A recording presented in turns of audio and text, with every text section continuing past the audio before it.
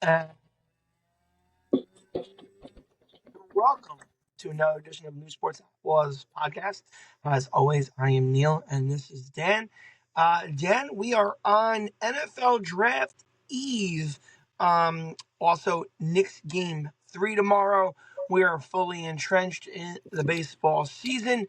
How are you this week? Yeah, at the same time, we have NFL draft, the same time as a Knicks game. Maybe not too great for you, but I guess you're really only paying attention to the first half hour, I guess, of it to see what your New York Giants are going to be doing at number 3. I guess after that, you could be entrenched in the Knicks game after that. But yeah, a lot going on. An exciting sports time. We have more Yankees Mets. We have the Knicks to talk about. Yeah, let's get started. So, as what they call it in the business is a segue, to segue from our intros, yes, I need to budget my time between the Knicks and the draft. The good news is the Knicks will have me so frustrated in the first 10 minutes of the game that I won't have to check back in again until somewhere around the fourth quarter because they've been down big in both games to the Detroit Pistons. They almost came back a second time, and it just fell short in that last minute. Schroeder made some big baskets, and the Knicks eventually couldn't match. They gave a lot to get back there, and then didn't have enough to push them over the top. I know it's going to Detroit, but I'd like to see one game, just one game, where they don't have to come back from 20. I'm not saying they have to win going away by 20 in Detroit, but go out to a lead early and kind of stick with them, even if it's even the rest of the way, and then let the fourth quarter fall where it may. But I'm sick and tired of being down 8, 10, 12 points in the first three quarters. Yeah, I think the Knicks are you guys are kind of lucky that you're not down 2-0 in this series going to Detroit. Um, I said at the beginning of the series, so I guess last week in our podcast, that this was going to be the tough series, especially after their regular season game they had. I think towards, like, it was at the beginning of April, they probably had their regular season game, and they made it known they're going to be physical. And if there's one weakness that the Knicks have, it's their physicality. And I feel like all year we've been talking about it hasn't been the same Knicks team that had DiVincenzo and Hartenstein kind of there. Now, obviously, I mean, as hard, I guess Hartenstein. I said at the very beginning of the year, Hartenstein was going to be a huge loss, and I think that's kind of proven to be. I mean, it's proven to be seen yet, but I mean, like, in terms of results based, but you could definitely feel his absence around. And the Knicks, and I feel like, so last year we felt like we knew the Knicks pecking order. Like, we knew that Brunson was the ultimate number one guy. He was getting the ball. And then maybe OG was their number 2, or Julius Randle maybe sometimes was there, even though he was hurt, right, for the playoffs last year anyway. Randle, right? Yeah, So hurt. he wasn't even there. So it was Brunson and company, really. And everyone knew Brunson was getting the ball, and he was going to. DiVincenzo can shoot the lights out. Um, Josh Hart made some huge shots, including closing out that Philly 76ers series, I remember, in Game 6 at Philly. This year, it just seems like they definitely have a lot more talent, obviously, than Detroit. But it almost seemed like, and then really that fourth quarter kind of came to, like, they were going to Brunson, and Towns is just like there. Bridges is just kind of there, even though he had his open shots that he should make. OG's kind of just there, and it seems like there's not a lot of fluidity, and I think that kind of goes with the coaching staff and drawing up plays, especially for Towns, who was an all-star starter. So, I mean, and he obviously was like an MVP candidate for the first half of the year.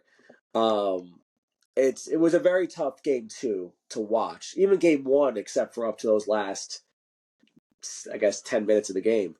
But they got to change something up in terms of ball movement, getting more guys involved, that kind of thing, because it looks like it's kind of hard to watch the first couple games of the series so far.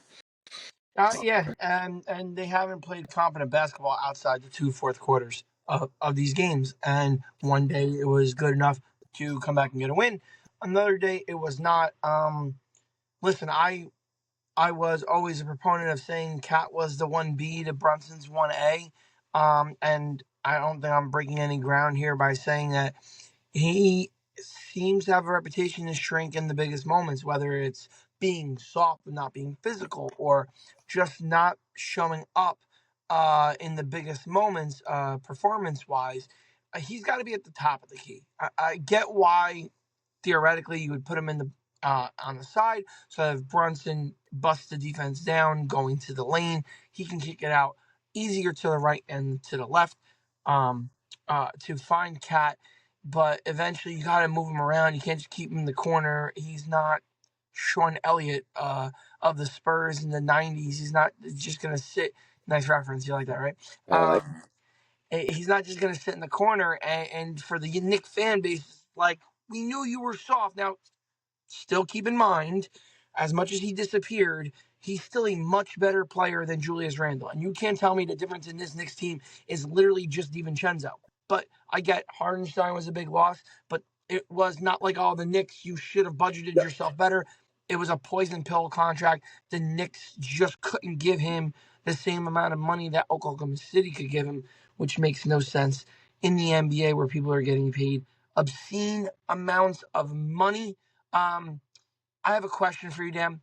Did you know there was an award called the Clutch Player of the Year? oh yeah, I already know where you're going with this when I saw it, but Gotta mention it. I did not.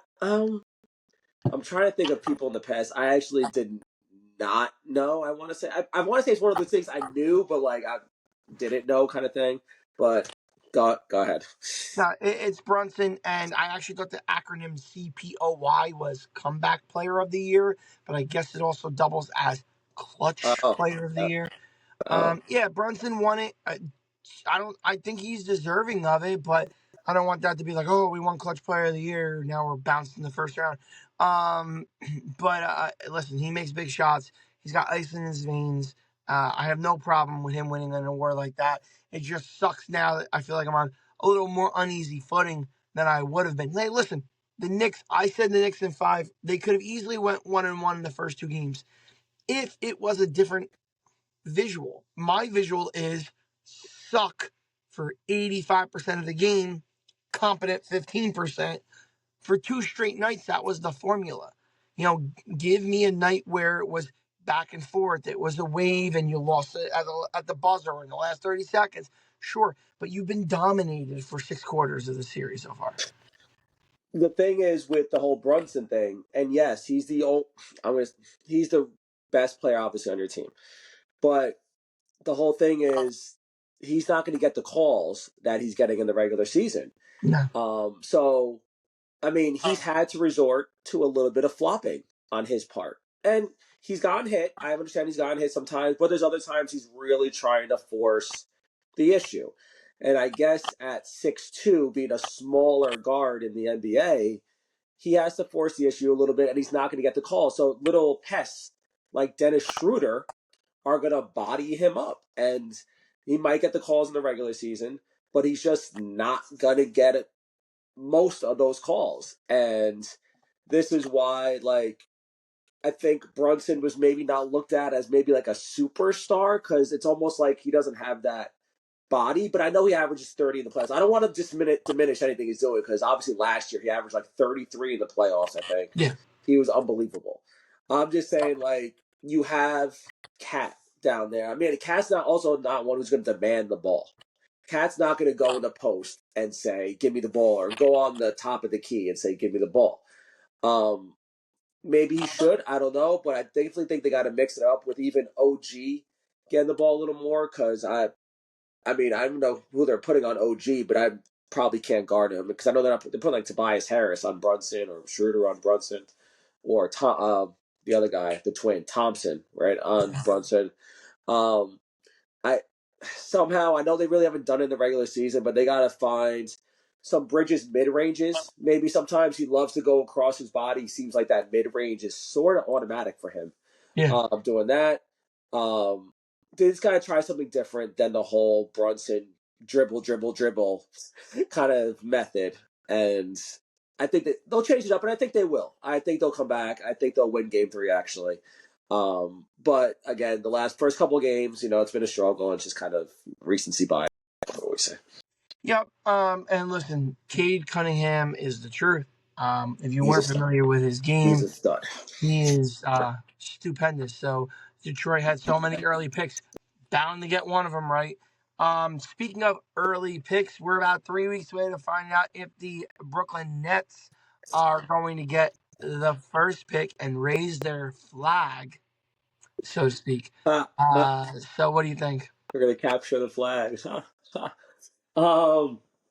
Yeah, I thought we were going to go into Detroit. The tank. Oh yeah, Detroit's been tanking for 7 years. It's the first year they've been good. Oh great, I guess we should be tanking for 7 years. Anyway, You said it.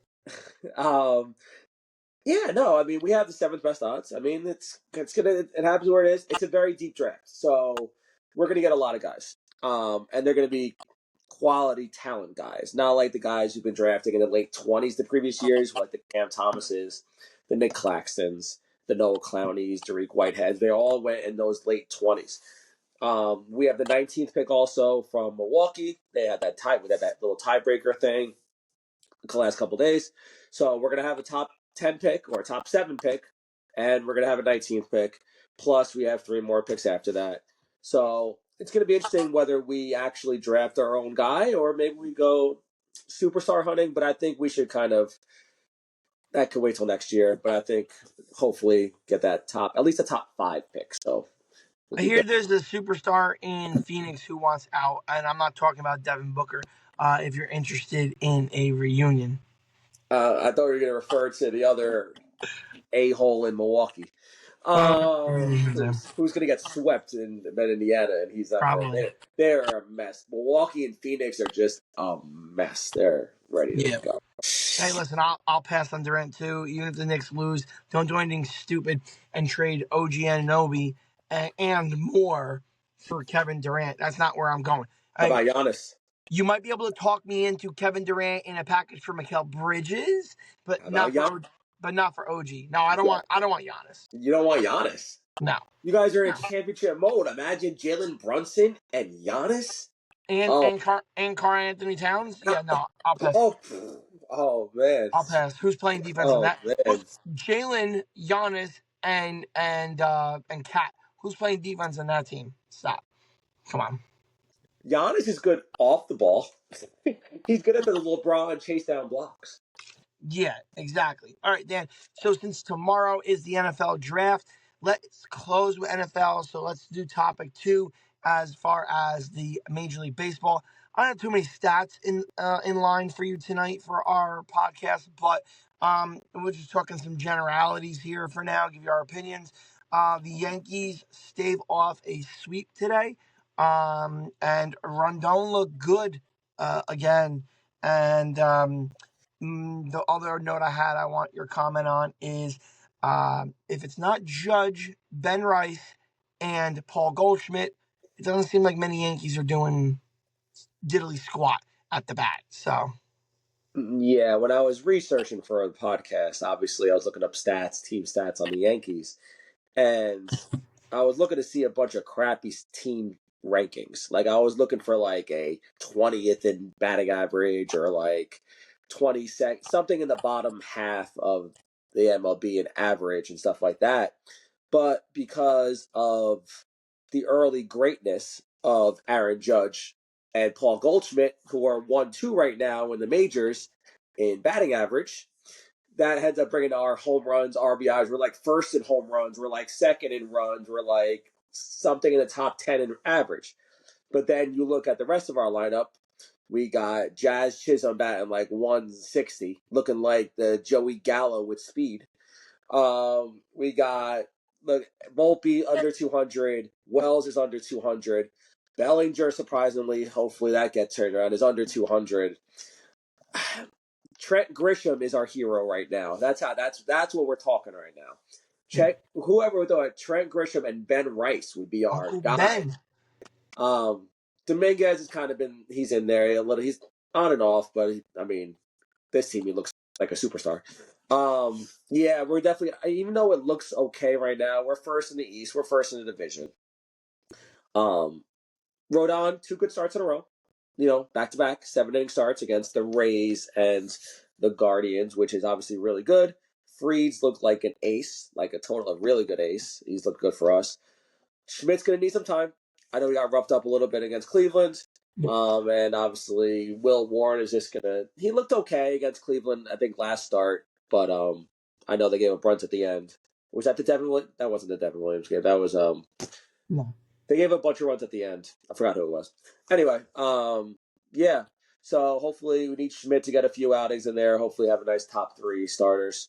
But yeah, we definitely need more from somebody at Yeah. bottom of the lineup because I think it's 5 guys right now that are under 200. But I guess another way to look at it is we're still in first place. But how long is Judge going to bat over 400 and have an OBP over 500 right now? So Yeah, I know today we won pretty easily, but I watched earlier today when Goldschmidt gets a double and knocks in 2 runs, and now you have second and third with no out. All you really need is 2 pop flies. You get 2 more runs, and we strike out once, twice, we struck out 3 three times. times in a row to not get another run home. And that is your 5, 6, and 7 batters. Not talking about 7, 8, 9, 5, 6, 7. Somebody there should be able to get that run in. We shouldn't be striking out 3 times in a row. And it's unacceptable. What also may be unacceptable for Yankee fans like ourselves, before we talk about the Mets and them on the field, let's talk about the Met trolls that troll WFAN in the afternoon, talking about Devin Williams and did Pete Alonso break Devin Williams? Evan Roberts is the dorkiest tool troll I've ever seen in my life. But what do you think about them talking about that? I mean, that's those Met. They're looking for any little thing to say about the Yankees, whether it's Yankee fans showing up at Citi Field to say the F Juan Soto chants, or they're just looking for anything to say, little brother thing. Obviously, Devin Williams hasn't looked like himself lately. But I mean, before his last outing where he wasn't great at all, he was starting to get a little better. Um, the Mets have their own kind of issues right now because Edwin Diaz actually left the game today injured and the 10th inning. So they should really keep their mouths shut about their closer before they talk about ours. But I mean, that's pretty much the only bad thing you can say about the Mets right now. But I mean, they're looking about anything right now. They should just be happy. The Mets should be happy with their team right now. Yeah, worry about yourselves, little brothers. Yeah, but talking about the Mets and the Mets being on fire, that's exactly what they are. Outside maybe Juan Soto, the rest of the Met team is kicking butt and taking names. They just sweep the Phillies, and I think we could all agree. And I was actually going to say this with the NBA, we all are the Foo Philly crew, and the last thing we want to see is the Sixers get the first pick to take Cooper Flag, and I don't mind seeing the Mets destroy the Phillies because I hate the city of Philadelphia as much as I hate the city of Boston. But the Mets are on fire. Yeah, I think it's 7 in a row. I think they swept their homestands. I want to say they're 11-1 at home. I want to say that's that out there. I think they lost to Houston that first series. Oh no, they were on the road. Never mind, they're on the road. But anyway, I think they're 11-1 at home. They are 11-1. It's you got to give them their flowers right now. I think they have the best. I think they have the best record in the MLB right now.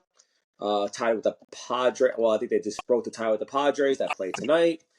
But sweeping the Phillies wherever you are is not that's your competitor for the most part right now in the East with the Braves kind of getting off to a slow start, even though they've been a lot better. Yeah, it was a big one, and their pitching. I know we talked about their pitching being terrible, but they're pitching that whatever pitching lab that they got going over there. They have the best pitching ERA in the MLB right now.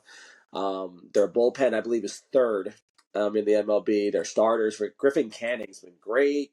Yeah. Kodai Senga has been unbelievable. Clay Holmes has been pretty good. Peterson's been good. They've all been really good, and I've kind of been waiting for that day where there's always a day where the pitching's just not on, and the other team just scores like 10 or 11 runs. and it hasn't happened. I thought No. Philly definitely would have took this game. They had Zach Wheeler on the mound against the Mets, and they only scored 2 runs. I know it was only 2-2 when they both starters came out, but it's they got to give their flowers right now. Yeah. I mean, they're doing really well. Alonso has looked really good. Lindor has really stepped it up this week. He's had actually a fantastic week. Um, Again, the only thing I guess we can nitpick is just Soto still batting 230, I believe, right now. So that's kind of I know it's good for Yankee fans to talk about, but for right now, we can't say anything bad about the Mets right now. They're doing their thing, and just give them their flowers right now. Yep. Yeah. Soto, he misses the Yankees. That's why. But no. But the pitching is best in baseball. It's given up the least amount of runs in all of Major League Baseball. I want to say the number was 66. I don't know if that was before today's game. I heard it earlier today on the radio. And then the Padres were at 68. So those are your two best records in baseball. It makes a lot of sense. And they have a bunch of pitchers that should be coming back off the IL at some point or another. So it's been timely hitting and it's been good pitching for the Mets. Congratulations. It is a long, long season. Trust me, we've It's seen been it happen. 25 games or whatever it is. I think we're Yep. at 25 right now. So enjoy it. Don't hide from it, but relax. It's we're not even in May yet.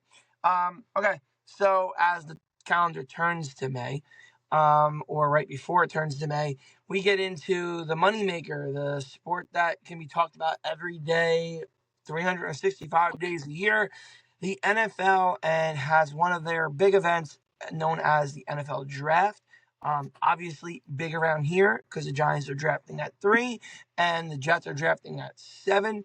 And obviously for us fantasy football players, who in this first round will we be looking to draft in our fantasy drafts? A lot of rumors just flying around, Dan. First time we haven't had an actual trade happen a day or two before the draft. What do you think so far? Yeah, I think we've kept talking about on the podcast of what we haven't heard a lot of draft news, especially with the teams that are local teams, the Giants and the Jets in the top 10. They're 3 and 7, and I think normally by now we would kind of hear like, all right, we're set, or like between two people, and I guess they probably are, but normally there's usually something that leaks out, whether especially with the Jets or whether it's the Giants with Shador. I know on the fan they talked about a little bit with a report coming out that Shane and Dayball are kind of like disagreeing on the quarterback that they wanted, like whether it's Shador Sanders or Jackson Dart. So I know that was only a report. I'm not sure how true or valid it is. But yeah, I think. With the Giants, if we're going to go with predictions, I think they're going to end up going with Abdul Carter at 3 and really take up that defense and maybe even look for if they're going to trade a pick, maybe even if I don't know if Kayvon Thibodeau if they're going to wait for later, but I can see Kayvon Thibodeau being on the block before they actually have to pay him. I think access soon enough. Yep. I actually, it's funny you say two of the things I just saw right before we came in here. Now, when Instagram, I can't tell when it was posted because I'm scrolling through Reels, and Todd McShay put out something. I want to say it was either today or in the last day or so. Was exactly what you were mentioning, that they may have come to a decision, or Brian Dable might know who's ideally his first quarterback he'd like to have. If you can't have Cam Ward, out of every other quarterback out there, is there a quarterback there that he prefers? And they believe it might be Jackson Dart, with the long connection between Old Miss and the Giants because of Eli Manning. And there's some ex-Giant coaches on the Ole Miss staff. Either way, it's now the decision is: do you risk being able to trade back into the first round to get Jackson Dart because you have Abdul Carter sitting there? And that's what Miche was trying to say was, that's on Joe Shane. This is where you make your money. Make your decision. Are you going to draft Jackson Dart at 3 and not draft a possible Hall of Fame type player, talent in Abdul Carter, or draft Abdul Carter and risk somebody coming up to take it? Now, he did suggest maybe using Kayvon Thibodeau to get back up into in that teen number to maybe come and get Jackson Dart to make sure he didn't slide to somebody like possibly Pittsburgh at 21, to go out and get your quarterback and get. So, I mean, obviously, if we're being greedy here, if I'm being a typical Giant fan, I want both. If Brian Dable says Jackson Dart's the quarterback that I can build into a winner. He could sit behind Russell Wilson and he could watch whether he starts this year or just starts by next year. Then go get both. Find a way to go get both. I can't. You're not going to give up as many picks as it would have been to trade up to number one anyway. And the rumors we've been hearing lately is that Cam Ward would have been considered the fifth to seventh best quarterback in last year's draft. So I mean, there's so many rumors. We're gonna find out a lot, but it's got me excited. The thing is with that, if Dayball is really 100% sure that Jackson Dart is their guy, you might have to just maybe take, like, I know it's going to be killing. He'll get killed in the media for this, for the radio, for taking him at 3. But like, either if he's really that guy, and you and Dayball, your coach thinks that he's that guy, and it's a quarterback, obviously, you might have to take him, because there's no way you can risk Pittsburgh trading up to get him, or New Orleans trading up to get him. I know New Orleans is at 9, so you never know. But like, if he's that guy, you have to like move heaven and earth to get your quarterback. Whether it's right or wrong, but if it's his guy, I mean, I don't agree with it. I mean, but again, I don't know these things. They know a lot more than I've forgotten. So like, if he's that guy, you got to do anything you can do to kind of get him. But I mean, I think it's going to beat Abdul Carter in the first and the third pick. But again, if you got it, you got to get him at any cost. Yeah, If no, he's, if he's the I, guy. I, I can tell you from my Giants standpoint, I 100% disagree with that because I watched the Giants say this is our guy, and it was Daniel Jones, and I listened to the world say that was a reach, that was a reach. You have another pick at I'm just saying 15. quarterback whisperer No, in terms of Dable. I get what you're saying. I'm just saying, No, they'll get killed for it. I know. yeah, they're gonna get killed. No, And I get media, I get fans, they will kill them. And I, then with a guy like that, and the fact that you brought Russell Wilson in, there's no chance he sees the field until at best, if it's this season, week 12 or later. So can you really prove that we made the right pick? But listen, no I totally get what you're saying. no If you I look, because you know what Dayball and Shane don't even know if they're surviving after this year, because that's always the thing out there too. So I mean, it would kill them too. They're drafting Jackson Dart with it would. I get it from your point. Like, it's a disaster, especially if they get fired, and then they bring in a coach who maybe doesn't even want Jackson Dart, and then all of a yeah, sudden it's just like wasted pick. it's over. Yeah, Like, so yeah. like, I get it. But yeah, Listen, to yeah, me personally, I know Jaden. I like Jaden Milrow. We've talked about this. There's people that have him going late first round. There's people that have him sneaking into the second round. I mean, if your plan is Jackson Dart, and our fallback is Milrow, and then maybe you could be like, okay, if he likes Milrow second best, and I know that there's a better chance Milrow gets to the second round, then I can risk hoping Jackson Dart falls a little lower, that I can make a trade up for him and still get that generational talent at pass rusher, which is still one of the premier positions in the NFL. sure, yeah. Also interesting to see where the Jets go too. I know they love that tight end. Um, One. yeah, so it seems like that they might go for him. It seems like they're the like you really don't see any other rumors besides like with him, any other team, with Warren and any other team. Yeah. And then you got that running back, Ashton Genty, Yeah. whatever his name is, to Jacksonville. It's going to be interesting to see how they go, and maybe if Shador falls, do the Jets all of a sudden pivot a little bit? It's kind of seems like most of the draft is hinging on Shador Sanders and seeing if, I mean, does Dart have a chance to go before Shador Sanders? Do you think? I mean, is I, that a I, I possibility? I think mean, I think Dart's going to be the better quarterback. I'm not a fan of Shador, so yeah. So no, that's going to be interesting to see, because I'm not like, a lot has changed. It seemed like when he came after the season was over, he was a surefire 1A and 1B with Cam Ward, and all of yeah. a sudden, like, I don't know if people are just watching more tape, or they're just hype, or it's just people just putting clickbait out there for mock drafts. But in terms of people, even as far as the second round going Yep. for, which is crazy. But I think he'll be a top 10 pick. I think ultimately, whether it's someone trading up or the Saints or whoever, people need a quarterback. People will trade up and get him. Just saying. I think I'd like to say you're gonna get 3 quarterbacks, but I think the betting line is it over under 3.5 quarterbacks The drafted? first round in the first round. Yeah, Yeah, 3.5 quarterbacks drafted in the first round because you assume for sure Cam Ward and Shador Sanders and Jackson Dart are all getting drafted at some point in the first round tomorrow. And then do you get somebody to reach on Milrow or I've even heard rumors of now the Syracuse kid climbing up the boards that he can McCord. go to. Does he slide bottom one? Somebody gets really desperate and doesn't want him to make it to day two. I don't know. I think I take the under on that. I think it's just a 3. This is not a very good quarterback draft, and it's not like we don't have close previous experience with this. The Kenny Pickett draft was looked at as one of the worst quarterback drafts, and Kenny Pickett was the only first round quarterback. So I mean, I know people get desperate and you do crazy things for quarterbacks, but that wasn't 25 years ago. That was literally 4 years ago.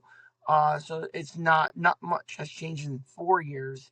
The quarterback was that as important then it is now. So Yeah, yeah. We'll see. We'll see. It's good. Go ahead. may I end our night with a topic I believe we ended or at least talked about last week. And as soon as we signed off last week, because we tape our podcast on Wednesday nights, no matter when we post it, there was news with Mr. Aaron Rodgers.